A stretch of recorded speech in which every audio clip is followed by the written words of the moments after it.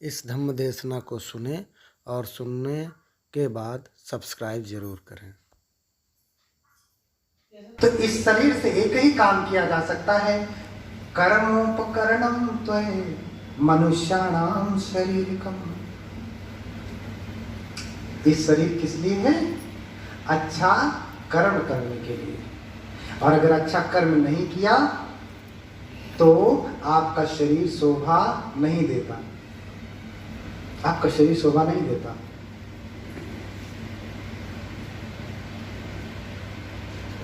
ये जो कान है, ये जो हाथ है, ये जो पूरा शरीर है, शोभा कैसे देते हैं? मैं एक श्लोक पढ़ा करता था पहले का, आपने भी पढ़ा होगा, लेकिन आपको याद नहीं, फिर से याद दिलाता हूँ। आप अपने स्कूली जीवन में जाइए, क्या उसमें एक श्लोक था, श्रोतं श्रुतेनेव। कान की शोभा कैसे बढ़ती है? हाँ, धर्म सुनने से। क्यों? क्योंकि काव्य शास्त्र विनोदेन कालो गच्छति धीमताम व्यसनेन तो मूर्खाणाम निद्रया कलहीनवा।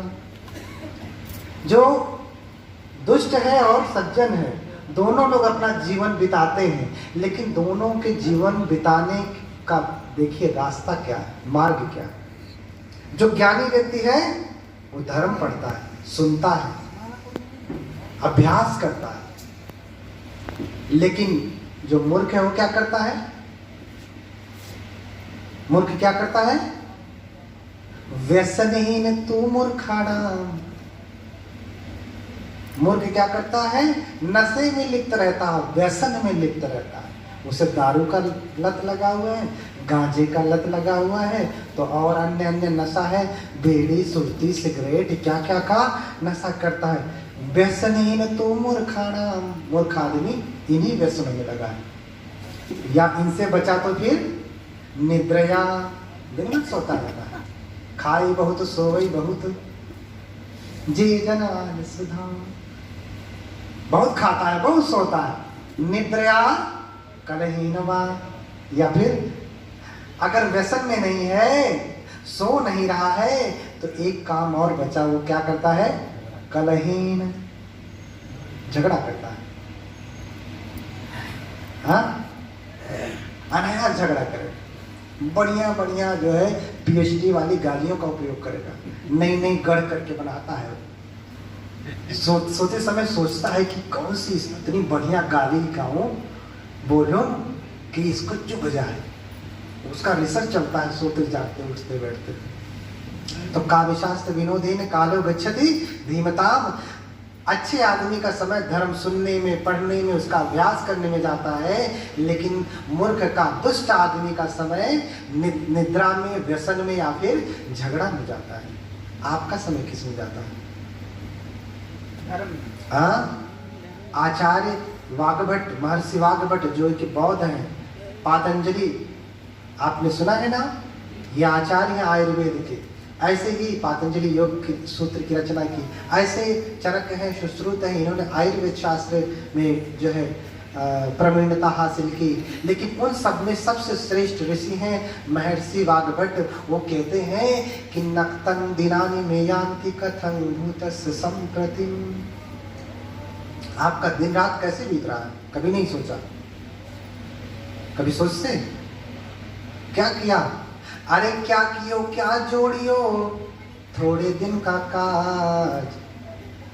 क्या किया? 50 जोड़ा कपड़ा जोड़ा। हमारे पास तो 50 बनारसी साड़ी है, और ये फैजाबादी साड़ी है, दिल्ली वाली साड़ी है। 50 जोड़ा हमारे पास रेमंड्स का है, तो ये धोती कुर्ता है, तो ये वाला कुर्ता है। हमारे पास ये गले का हार सोने वाला है। यही सब जोड़ा। 2 ठो गाड़ियाँ हैं, 4 ठो गाड़ियाँ हैं, इतनी बाइक है, इतनी कार है, इतना बैंक में पैसा है, इतना बीघा खेत है। अरे क्या कियो क्या जोड़ियो, थोड़ी दिनों का काज, छोड़ी छोड़ी सब चले देह धन अनुराज। सभी ही रह जाएगा। क्या जोड़ा आपने? क्या किया? कुछ नहीं किया। गांव में कहावत, जाना वही देश जहां रहना हमें जहां गगन न तारा, जहां हरदम अंधियारा, तो कौन सी लालटेन जलाया, इकट्ठा किया जो आपको वहां ज्योति देगी, प्रकाश देगी। उपनीत वयोचदानीसी संपयातो सियमस्य संतिके वासोपि ते सन्नथि अंतरा पाथेया पिन विज्जति। अरे इस समय जब उम्र ढलती है ना, तो आदमी कैसा हो जाता है, पीले पत्ते की तरह से, अब गिरा की तब गिरा, अब गिरा की तब गिरा। और इतना समय होने के बाद भी पाथे भी वासोपिते सन्नथि अंतरा, यहाँ से जाना वही देश जहाँ रहना, हमें यहाँ से उस देश में जाना है, तो क्या पाथे है, रास्ते का खर्चा क्या है, हाँ? वासोपिते सन्नथि अंतरा, और रास्ते में कहीं रहने के लिए कोई जगह भी नहीं है,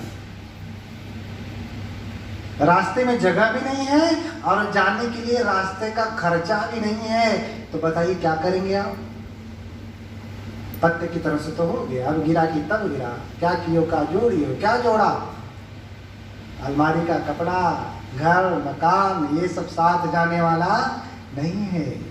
लेकिन काहे नहीं आप सुनते हैं, क्यों नहीं समझते हैं? हाँ, अब से चेतरे अज्ञानी, कबीरदास का वचन है, अब से चेतरे अज्ञानी।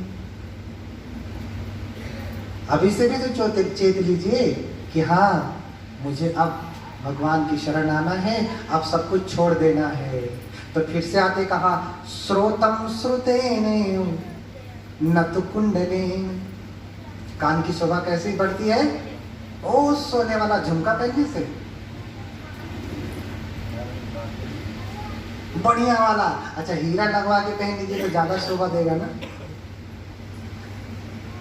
हाँ, अरे जिसका मुंह ही न कटा है वो सोने का पहने चाहे हीरे का पहने, उसको कुछ शोभा देगा? और जो सुंदर है वो कुछ भी ना पहने तो वो भी शोभा देगा। हाँ, श्रोतम श्रुतेने न तु कुंडलेने, और दानेन पाणेन न तु कंकणेन। अच्छा, हाथ की शोभा कैसे होती है? सोने का कंगन पहनने से, न तु कंकणेन, कंगन पहनने से। अभी सोने का कंगन न बनाओ या चांदी का भी न बनाओ, तो कुछ न बनाओ, तो देखिए पत्नी पति से बात भी नहीं करती। कुछ कुछ है अच्छी, कुछ कुछ अच्छी है जो बात करती हैं, लेकिन ज्यादातर तो दबा के ही रखती है। का कैला मेरे बेटे अठेर क्या किए हमारे लिए? एक तो जो हमारे लिए कंगन तक न बनवा सके, और जो पहले था वो भी बेच दिए, उनकी दवाई में, उनकी दवाई में, उनकी दवाई में। हाँ, दाने न पानी, पानी वाले हाथ, सिर्फ पानी ग्रहण संस्कार होता है ना, विवाह संस्कार। दाने न पानी न तू कंकड़ी, हाथ की शोभा कैसे बढ़ती है? दान देने से। कोई ये नहीं कहेगा बड़ा सुंदर हाथ है, सोने का कंगन पहना। कब कहेगा? अरे बड़ा अच्छा आदमी है, जिसने जो है देखिए हमारे अनाथालय में इतना दान दिया, बड़ा अच्छा आदमी है, मेरे पास कपड़ा नहीं था उसने दान दिया, उसका हाथ बड़ा सुंदर है, बड़ा शुभ है। विभाति काया करुणा पराणाम, ये शरीर कैसे सुंदर लगता है? शरीर कैसे सुंदर लगता है? शरीर कैसे सुंदर लगता है? विभाति काया करुणा पराणाम, ये शरीर करुणा से सुंदर लगती है। मैंने पहले आपको देशना दी कि आदमी के भीतर अगर करुणा नहीं है, जीवों की हत्या करता है, तो उसका शरीर शोभा नहीं देता। न तू चंदनी, शरीर किससे सुंदर लगता है? अगर आप कारुणिक हैं, आपके भीतर दया है, तब आपका शरीर शोभा देता है। जैसे भगवान बुद्ध का शरीर था, भगवान चलते थे तो चलते हुए शोभा देते थे, भगवान खड़े रहते थे तो खड़े खड़े शोभा देते थे। भगवान बैठ जाते थे तो बैठे बैठे शोभा देते थे, और भगवान लेटे रहते थे तो लेटे लेटे शोभा देते थे। हमेशा उनका प्रकाश, हमेशा उनका तेज हमेशा सब में फैला रहता था।